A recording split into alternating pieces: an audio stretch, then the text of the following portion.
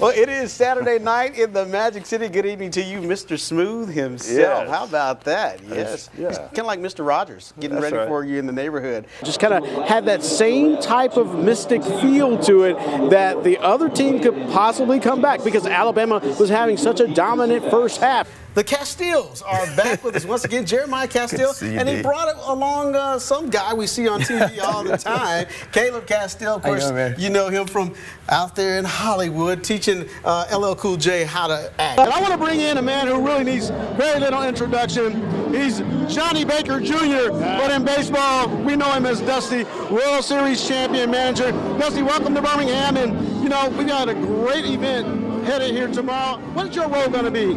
Well, you know, it means a lot to be here in Birmingham. So we will just have to wait and see if the proof is in the pudding when Alabama takes on UConn right here on the floor on Saturday night. Well, another historic day at Talladega Superspeedway. The winner of the Yellowwood 500, Ricky Stenhouse Jr. And Ricky, you talk about that photo finish. What was that like going down to the wire for you? Yes, Talladega. You know, I wasn't sure if we won or not. Seems like wherever you go, winning follows you, whether it be in Birmingham, Oakland, San Diego, Milwaukee. You have had a tremendous career. We welcome you back to Birmingham, sir, and hope you enjoy your time here. Well, thank you. I'm going to enjoy the ball game tonight. All right, and hopefully these Barons will pull out a victory.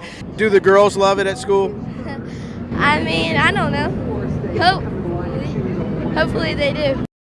And by no means is this just vanity. Dre tells me that he's raised over $15,000 for the Wounded Warriors Project. A great cause and a great young man, and possibly a great hair coach for guys like me.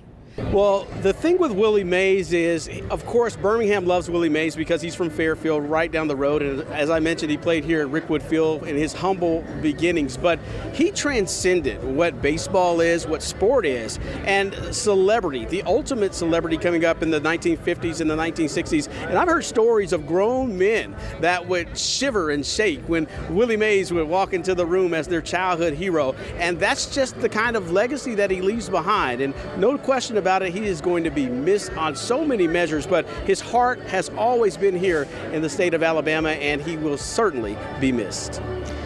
Well, a big shout out to Stillman's Lauren Haskins as the outfielder was named to the NAIA All-America team. The Thompson grad led the Tigers with a .425 batting average and hit 7 home runs. She is the first Stillman softball player to receive NAIA All-America honors and joins Northport native Bailey Broughton as the only known All-Americans in Stillman softball history. Congratulations once again. Well, it is Tuesday night in the Magic City. Good evening to you. Now, check this out. This is Kalen DeBoer's new ride, right? Showing off the need for speed, unveiling the Tide's new partnership with NASCAR. Nice. Even has the quote right here, winners win because that's what winners do. You gotta love that. I wonder if lineman Caden Proctor used that ride to get from Iowa back to Tuscaloosa because the turnaround was just as fast as being on a NASCAR track. The Des Moines, Iowa native called his decision to transfer, quote, probably one of the worst decisions that I've made in my life.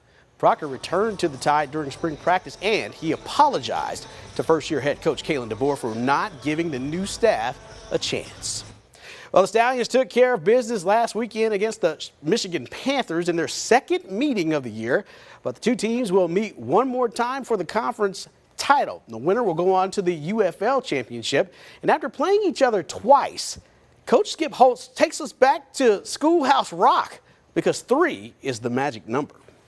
Playing somebody 3 times is difficult, but I will say that I would much rather go into this game with the confidence of being 2-0 in those 2 games rather than 0-2. We know it's going to be a challenge. It's going to be playoff football. You're going to see an entirely different level of energy, excitement, enthusiasm from both teams. I think it'll be a hard hitting. It's got all the makings to be just a great game. And so really excited about it. Hey, speaking of the Stallions, they'll be heading into the postseason without kicker Ramiz Ahmed. He's on to the next, signing Tuesday with the Washington Commanders after Washington cut Brandon McManus Sunday. Ahmed went 10 for 13 on field goal attempts this spring for Birmingham, including 4 for 7 from beyond 40 yards. Braves at Boston tonight, looking like a team that refuses to lose. Game tied at 3. Ozzie lowers the kaboom, supercharged 3-run blast, and the Braves take the lead and make it look easy tonight. It's 8-3 over Boston. And that's going to do it for your look at sports. More news in just a minute. For the Miles Golden Bears, the 2024 season will go down as one of the best in school history. A conference title and a playoff berth behind a unique coaching staff, which happens to be led by former Tide standout Sam Shade.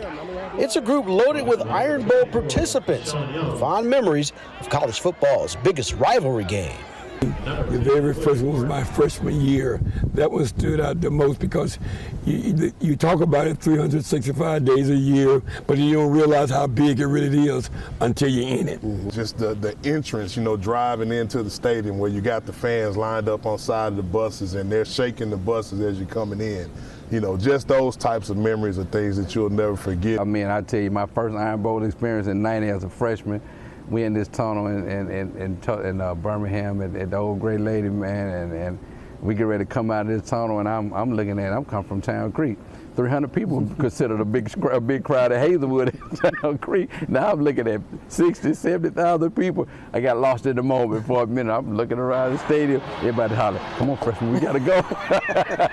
It's a colorful game where even the head coaches can get involved in the trash talk. I love Coach Dye, man. Coach Pat Dye, he would get some days on that sideline.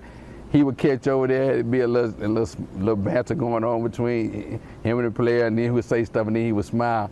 And I remember he said, they had just crossed the 50-yard line, and it was like a timeout, and he looked at me, he said, "Antonio, we getting ready to give y'all a business." And I just looked at him and smiled, and then right after that, I intercepted it and went to the house for a touchdown. So we come back, we line back, we kick out, we come back out. He looked at me, he said, "That's what I get for opening my mouth too soon." And for the players who've gone on to become head coaches, the Iron Bowl serves as the place that's groomed them for future success. I guess my biggest memory would be my senior year. We were playing Auburn in 1994 out at Legion Field, and there was a play at the end of the game. It's a controversial play because myself and a good friend of mine, Tommy Johnson, it's 4th down, I forgot the distance, and Patrick Nix throws a crossing route to Frank Sanders, one of his receivers, and Tommy and we hit him, and he falls short of the 1st down, and that's ball game.